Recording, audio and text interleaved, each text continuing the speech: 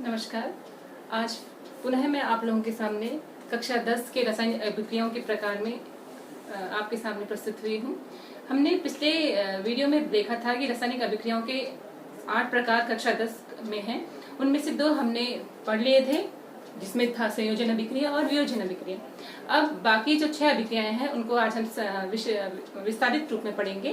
सबसे पहले जो संयोजन और वियोजन अभिक्रिया में, संयोजन में हमने पढ़ा था कि जब 2 पदार्थ आपस में मिलकर एक नया पदार्थ बनाते हैं उसे संयोजन कहते हैं। वियोजन अभिक्रिया वो अभिक्रिया है जिसमें एक पदार्थ टूटकर अपने अवयवों में नए पदार्थ बनाता है, जो कि 3 प्रकार के होते हैं। पहला है ऊष्मीय वियोजन, दूसरा है विद्युतीय वियोजन और तीसरा होता है प्रकाशीय वियोजन।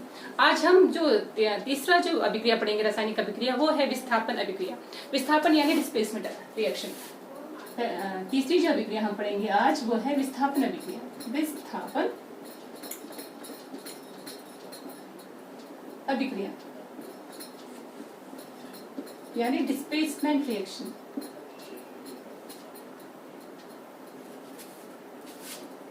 डिस्प्लेसमेंट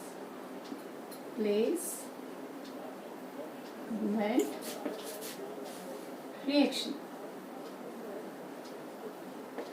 अब हम देखते हैं कि कोई यौगिक एक अथवा 2 से अधिक परमाणु से मिलकर बना होता है। यानी एक जो यौगिक है उसमें 2 से अधिक परमाणु हो सकते हैं किसी भी तत्व के।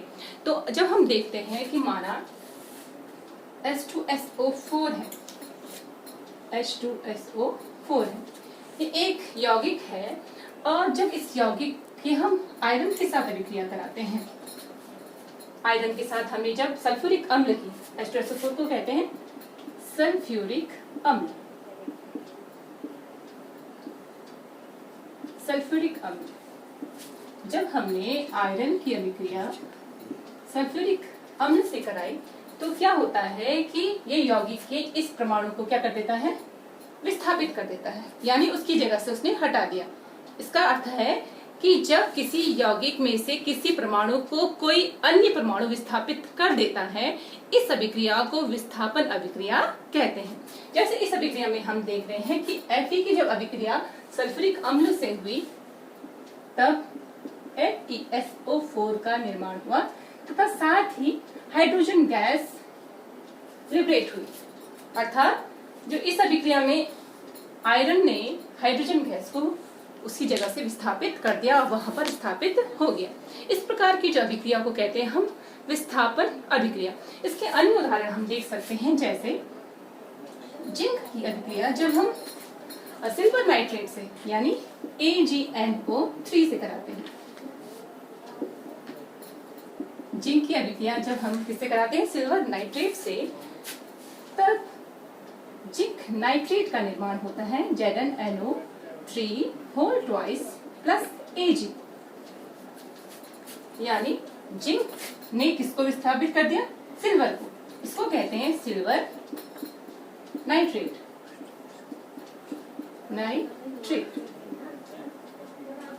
ये है जिंक। जब जिंक तत्व के परमाणु ने सिल्वर के परमाणु को उसके यौगिक से विस्थापित कर दिया, तब किसका निर्माण हुआ, जिंक नाइट्रेट का। जिंक नाइट्रेट, और साथ ही साथ सिल्वर जो है निक्षेपित हुई। इस प्रक्रिया को हम किस प्रकार से डिनोट कर सकते हैं, विस्थापन अभिक्रिया। यानी दोबारा सुन लीजिए, जब किसी यौगिक के परमाणु को, एक परमाणु को कौन विस्थापित करता है, कोई अन्य परमाणु उसके स्थान से विस्थापित कर देता है, इस अभिक्रिया को विस्थापन अभिक्रिया कहते हैं। अब है नेक्स्ट है, अगर उसके बाद दोबारा से द्विविस्थापन अभिक्रिया। विस्थापन अभिक्रिया आपको समझ में आ गई होगी। जब किसी यौगिक के अणु में से किसी परमाणु को कोई अन्य तत्व का परमाणु विस्थापित कर देता है तो उस अभिक्रिया को विस्थापन अभिक्रिया कहते हैं। नेक्स्ट है द्विविस्थापन अभिक्रिया यानी डबल डिस्प्लेसमेंट रिएक्शन। इसके अन्य उदाहरण आपकी बुकों में आप लोगों को मिल जाएंगे। नेक्स्ट है डबल डिस्प्लेसमेंट रिएक्शन यानी द्विविस्थापन अभिक्रिया। द्विविस्थापन अभिक्रिया से आप लोगों को समझ में आ रहा होगा कि 2 तत्वों का विस्थापन हो रहा है। वो कैसे हो रहा है मैं आप लोगों को लिख के बताऊंगी।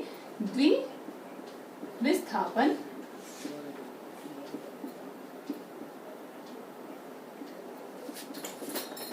अभिक्रिया।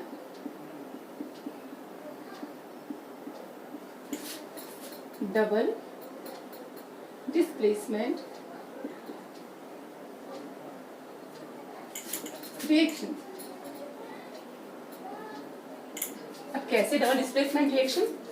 माना इस अभिक्रिया के अंतर्गत जो अलग अलग यौगिक होते हैं, जो भिन्न भिन्न यौगिक जब आपस में अभिक्रिया करते हैं, जैसे हम देखते हैं BaCl2 बेरियम क्लोराइड, इसे कहते हैं बेरियम क्लोराइड।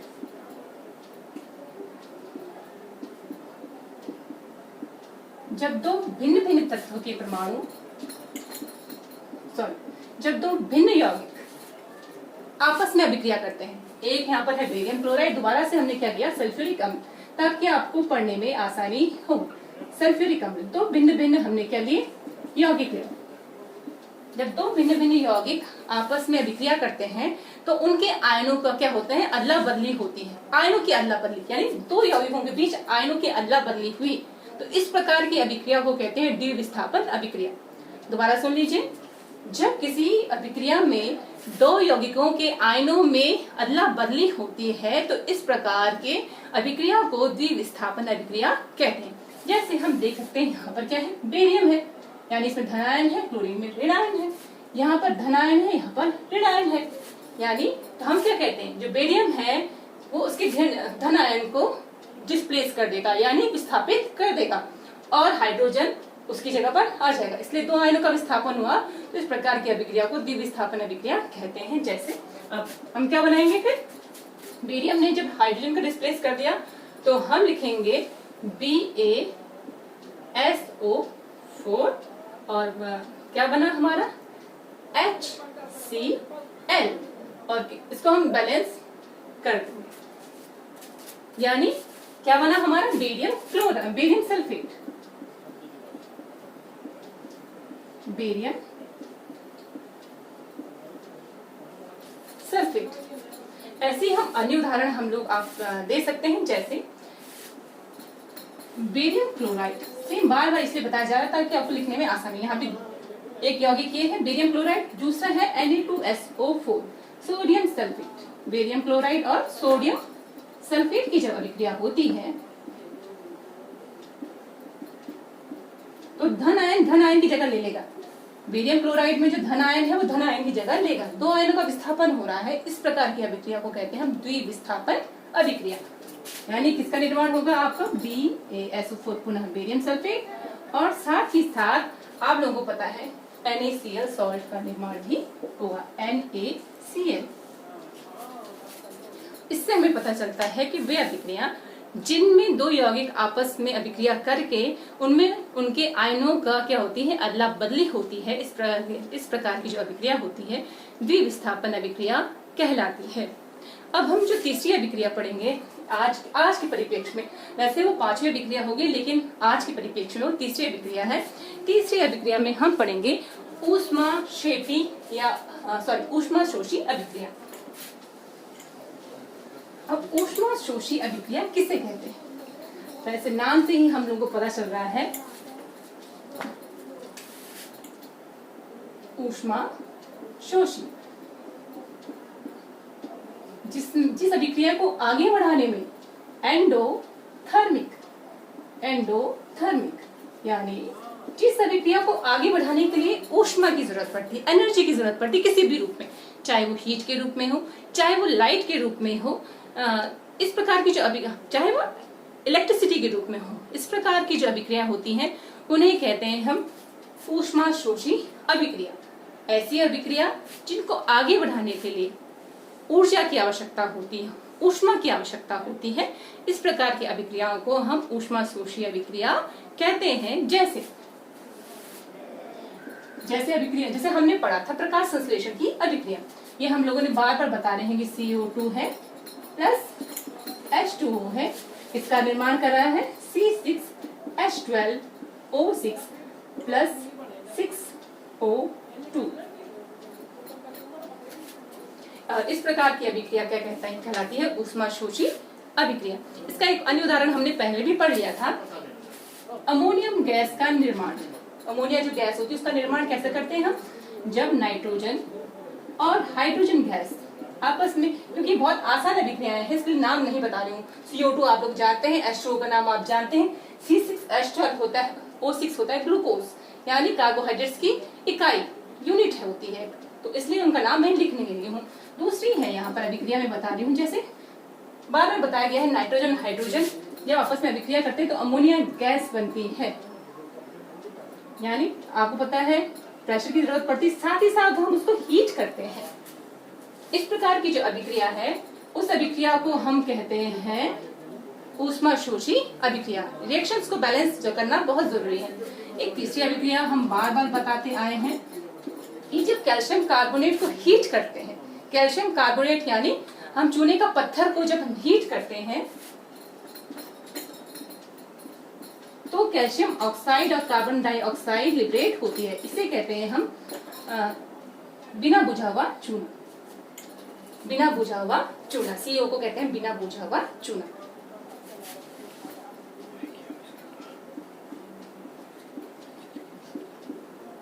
हुआ चूना। इस प्रकार की हमने 3 अभिक्रियाएं देखी जिनमें की अभिक्रिया को आगे बढ़ाने के लिए ऊष्मा की आवश्यकता होती है। इस प्रकार की अभिक्रियाओं को हम ऊष्माशोषी यानी एंडोथर्मिक अभिक्रिया कहते हैं। अब हमारी जो छठी अभिक्रिया है वो है ऊष्माक्षेपी अभिक्रिया। ऊष्माक्षेपी अभिक्रिया, ऊष्माक्षेपी यानी एक्सोथर्मिक रिएक्शन। ऊष्माक्षेपी अभिक्रिया, ऊष्माक्षेपी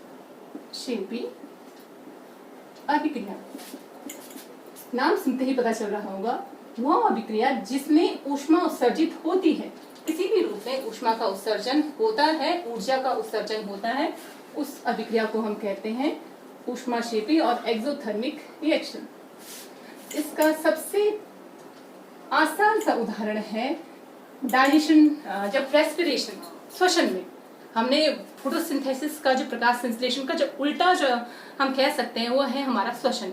हम क्या लेते हैं? ऑक्सीजन लेते हैं। हमारे बॉडी में जो ब्लड में जो ग्लूकोज होता है, जो कोशिकाओं में जो ग्लूकोज होता है वो ऑक्सीजन के साथ मिलकर हमें क्या देता है?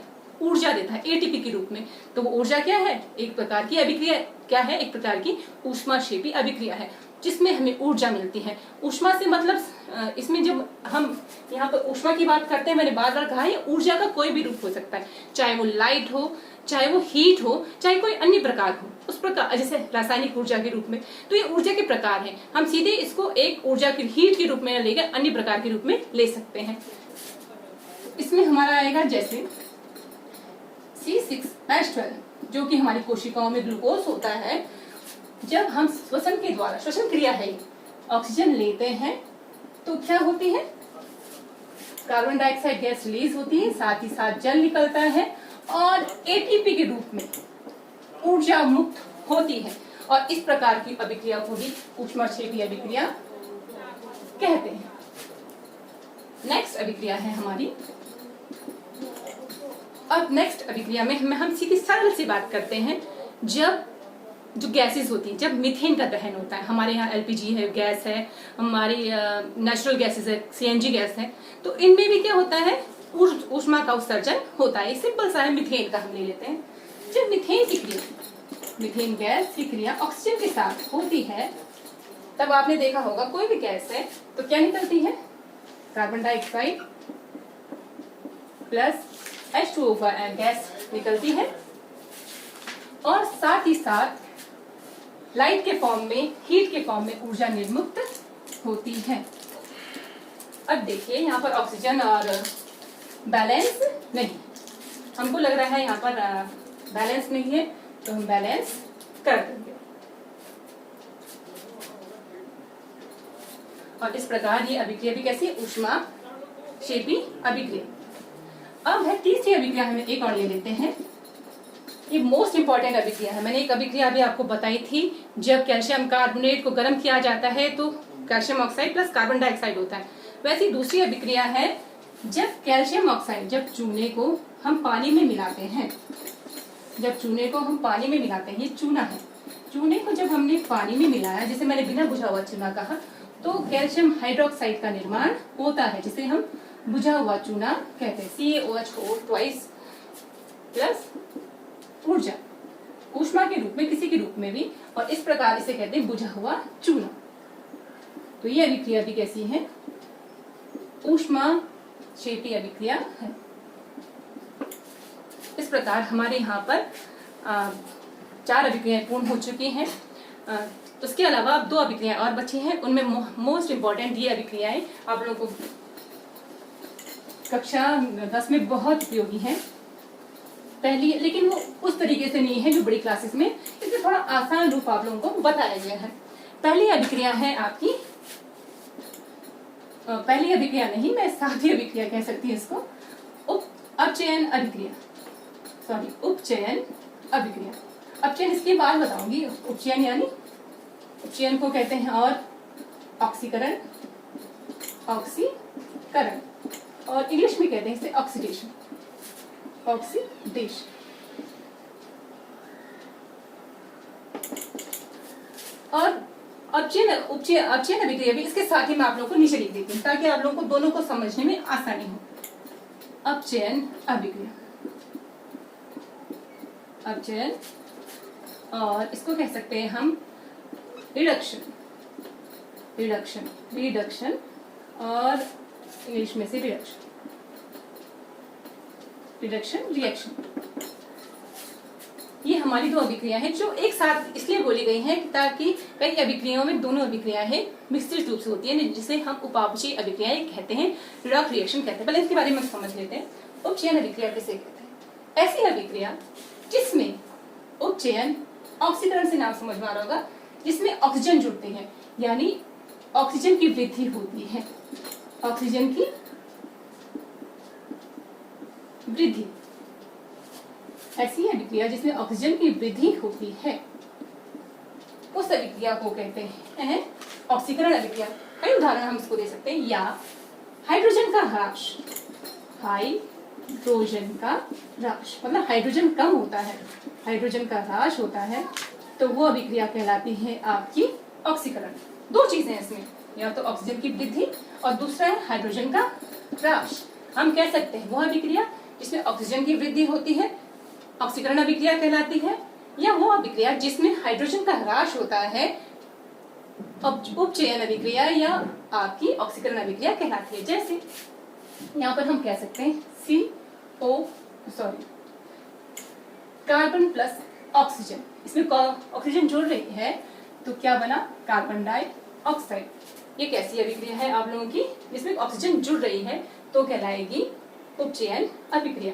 और हाइड्रोजन का ह्रास हम कह सकते हैं यहाँ पर, जब हम मीथेन गैस का ऑक्सीकरण करते हैं तो यहाँ पर जो मीथेन गैस से हाइड्रोजन हट जाता है तो क्या बनता है हमारा? Carbon dioxide plus H2O gas. तो इस प्रकार की जो अभिक्रिया है जिनमें ऑक्सीजन जुड़ रही है क्या कहलाती है? उपचयन अभिक्रिया। और हाइड्रोजन का ह्रास भी हो रहा है, इसलिए कैसी अभिक्रिया है? ऑक्सीकरण या उपचयन अभिक्रिया। और दूसरा है वो अभिक्रिया जिसमें इसका विपरीत है, यानी पहला हम लेंगे ऑक्सीजन से हम रिलेटेड करें तो ऑक्सीजन का ह्रास, ऑक्सीजन की कमी होती है, ऑक्सीजन का ह्रास होता है, कमी, या हम कह सकते हैं कमी हो रही है, तो वो कहलाती है हमारी अपचयन अभिक्रिया। दूसरा, या हाइड्रोजन की वृद्धि हो रही है, ऊपर में था हाइड्रोजन का ह्रास या कमी, यहाँ पर हो रही है हाइड्रोजन की वृद्धि, हाइड्रोजन की वृद्धि। तो इस प्रकार की जो अभिक्रिया होती है उसको कहते हैं हम अपचयन अभिक्रिया। जैसे सिंपल सा हाइड्रोजन की वृद्धि हम देख लेते हैं, एन जो बार बार कह देंगे अमोनिया, हम एक ही अभिक्रियाओं को कई जगह, कई अभिक्रियाओं का रूप है वो, हम एक ही अभिक्रिया को हमने यहाँ पर, इस अभिक्रिया को हमने ऊष्मा शोषी में भी पढ़ा था। ये अभिक्रिया अपचयन अभिक्रिया का भी उदाहरण है, अमोनिया का निर्माण, N2 प्लस H2 NH3। देखिए यहाँ पर आपको लगेगा, सॉरी, हाइड्रोजन जुड़ रहा है ना नाइट्रोजन से, तो इस प्रकार की अभिक्रिया को कहते हैं हम अपचयन या रिडक्शन अभिक्रियाएं। तो इस प्रकार हमको पता चल गया, हम बुक्स में देख सकते हैं कि वे अभिक्रियाएं जिनमें ऑक्सीजन की वृद्धि होती है या हाइड्रोजन का ह्रास होता है उपचयन अभिक्रियाएं कहलाती है। और वे अभिक्रियाएं जिनमें ऑक्सीजन की ह्रास या कमी होती है और हाइड्रोजन की वृद्धि होती है वे अभिक्रियाएं हमारी अपचयन अभिक्रिया कहलाती है। और ऐसी अभिक्रिया जहां ये दोनों होती हैं, इस प्रकार की अभिक्रियाओं को हम उपापचयी अभिक्रियाएं कहते हैं। उनमें उपचयन भी होता है और अपचयन भी होता है। उस प्रकार की अभिक्रियाओं को उपापचयी अभिक्रिया कहते हैं। वो मोस्ट इंपॉर्टेंट है, उसका क्वेश्चन हमेशा आता है, इसलिए मैं आप लोगों को बता देती हूँ।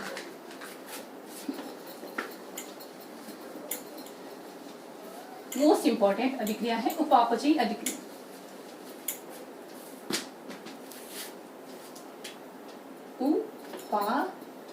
उपापचयी यानी रिडॉक्स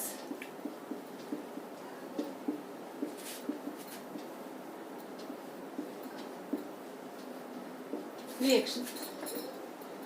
जैसे अब नाम से ही समझ में आ रहा है, उपापचय मतलब उसमें उपचयन है और अपचयन दोनों मिश्रित है, अपचयन भी है। ऐसी अभिक्रियाएं जिनमें कहीं ना कहीं ऑक्सीजन भी जुड़ रहा है या हाइड्रोजन की कमी हो रही है या कहीं हाइड्रोजन की कमी हो रही है तो ऑक्सीजन जुड़ रहा है, इस प्रकार से दोनों मिश्रण है। तो इस प्रकार की अभिक्रियाओं को कहते हैं हम उपापचयी अभिक्रिया। इसका एक उदाहरण लेके आपको समझाती हूँ।